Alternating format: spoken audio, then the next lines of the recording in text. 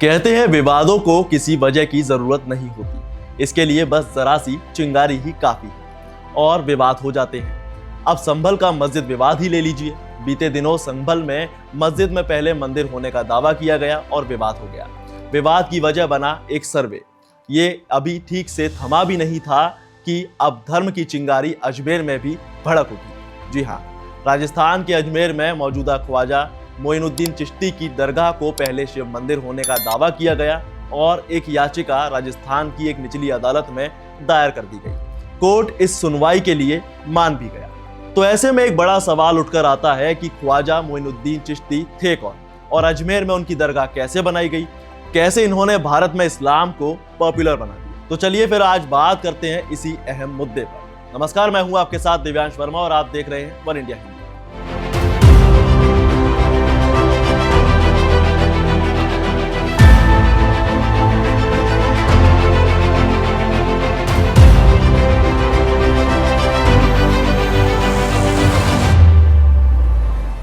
ख्वाजा मोइनुद्दीन चिश्ती, इनका ताल्लुक फारसी मूल से था और ये सुन्नी मुस्लिम धर्म के फिलोसोफर और विद्वान थे। 1141 से 1236 के दौर में उन्होंने भारत में सूफीवाद और इस्लामिक आध्यात्मिकता का खूब प्रचार किया। हालांकि इनका जन्म ईरान के सिस्तान में हुआ था। हाँ, लेकिन ये अब इलाका ईरान या फिर अफगानिस्तान में आता है। परिवार के पास पहले ही इस्लामिक एजुकेशन थी और सूफी परंपराओं में पूरी तरह से रमे हुए थे।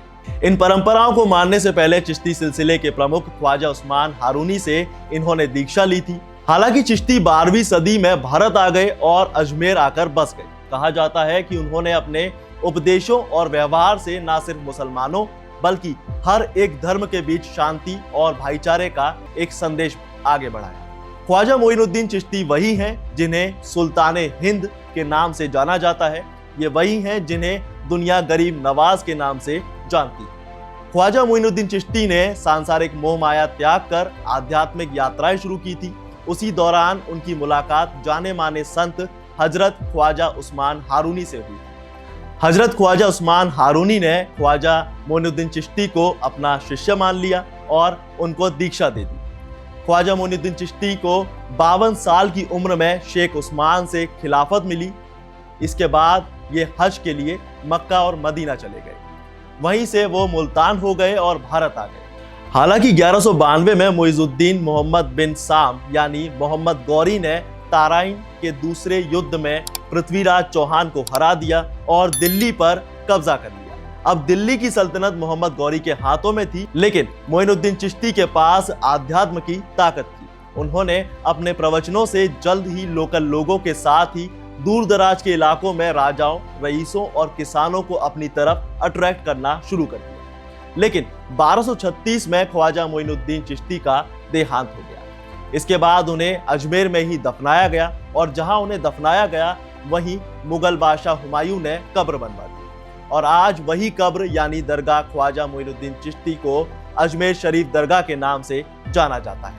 यह दरगाह ख्वाजा मोइनुद्दीन चिश्ती के वंशजों के लिए बेहद खास है।